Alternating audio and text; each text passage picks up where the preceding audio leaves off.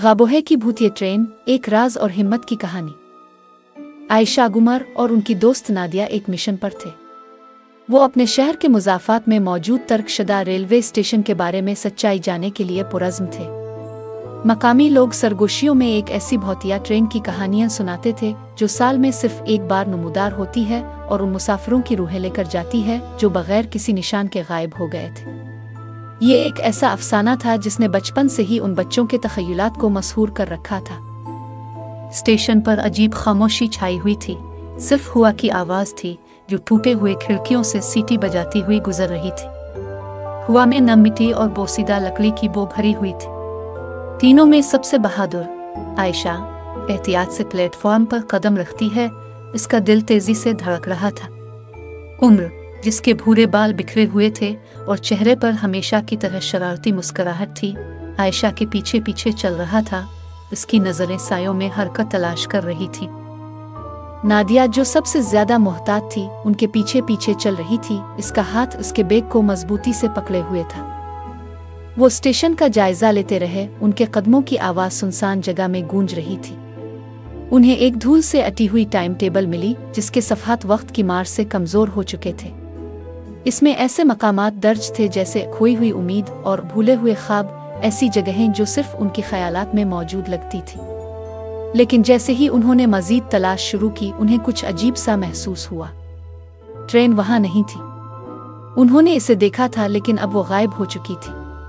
वो उलझन और खौफ में मुब्तला हो गए। ये कहाँ चली गई? इसी वक्त एक हल्की सी गुदास सिटी स्टेशन में गूंजी। बच्चे साकित हो गए। उनकी आंखें खौफ से फैल गईं।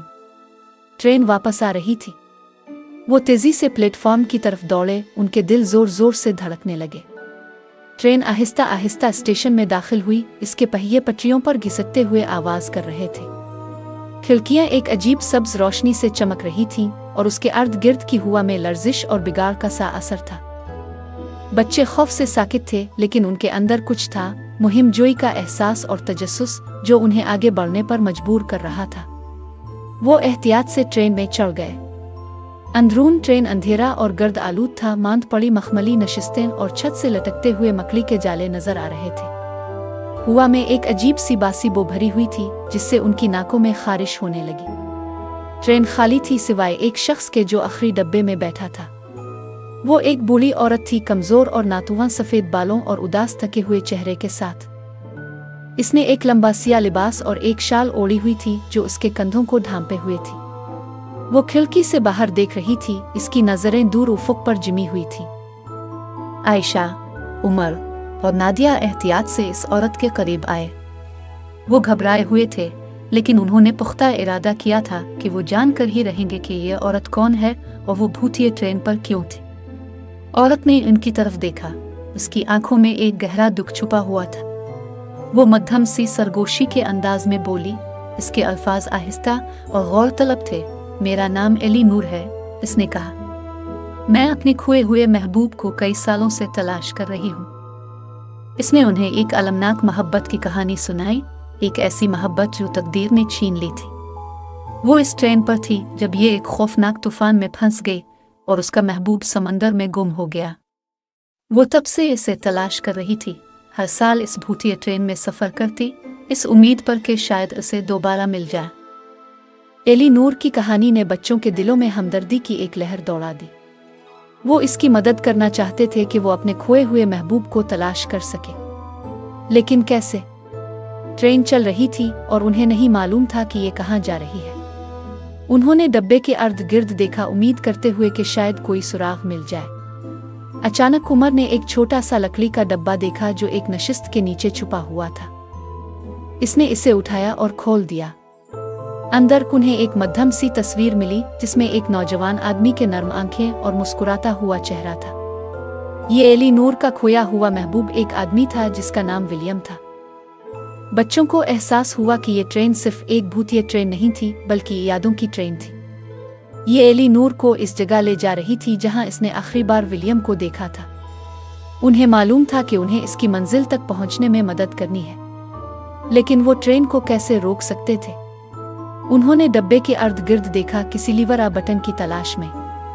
अचानक नादिया ने छत से लटकते हुए एक छोटे पीतल के घंटे को देखा। इसने हाथ बढ़ाया और इसे हल्की सी आवाज दी। घंटी की आवाज ट्रेन ने गूंजी, एक ऐसी आवाज जो माजी की खामोशी को चीरती हुई महसूस हुई। अचानक ट्रेन एक झटके से रुक गई। बच्चे बेकाबू हो गए, लेकिन उन्होंने खुद को संभाल लिया। ट्रेन रुक चुकी थी। उन्होंने ये कर दिखाया था। उन्होंने भूतिया ट्रेन को रोक दिया था। एलीनोर ने बच्चों की तरफ शुक्रगुजारी से देखा। शुक्रिया, किसने सरगोशी में कहा। आपने मेरी मदद की है कि मैं सुकून पा सकूं। उसने वजाहत की कि ट्रेन उसे इस जगह ले जा रही थी जहां विलियम गायब हुआ था। वो इतनी देर से इसकी तलाश कर रही थी, लेकिन आखिरकार उसे एहसास हुआ कि वो चला गया है। ट्रेन ने इसे एक ऐसी जगह पर पहुंचाया था जहां वो अपनी गम को छोड़ सकती थी और सुकून पा सकती थी। जब सूरज निकलना शुरू हुआ, बच्चे एलीनोर को ट्रेन से उतारने में मदद करने लगे। इसने उनकी तरफ मुस्कुरा कर देखा। इसकी आंखें नई पाई हुई सुकून से भरी हुई थी। शुक्रिया, इसने कहा। आपने मुझे बंदिश का तोहफा दिया है। वो चल दी। इसकी शक्ल धुंध में गायब हो गई। बच्चे इसे जाते हुए देखते रहे। उनके दिलों में गम और उम्मीद का एक इम्तिजाज था। उन्होंने एलीनोर को सुकून दिलाने में मदद की और इस तरह उन्होंने मोहब्बत, नुकसान और यादों की ताकत के बारे में एक कीमती सबक सीखा। बच्चे स्टेशन पर वापस आए। इनके जहन एलीनोर की मुहिम की यादों से भरे हुए थे। उन्होंने भूतिया ट्रेन को देखा, एलीनोर से मुलाकात की और एक ऐसी कहानी सुनी जो हमेशा उनके साथ रहेगी। उन्हें मालूम था कि भूतिया ट्रेन अगले साल वापस आएगी, लेकिन अब वो खौफजदा नहीं थे। उन्होंने अपने खौफ का सामना किया और मजबूती से निकले, और उन्हें यकीन था कि वो मुस्तकबिल में जो भी चैलेंज आएगा, इसके लिए तैयार होंगे।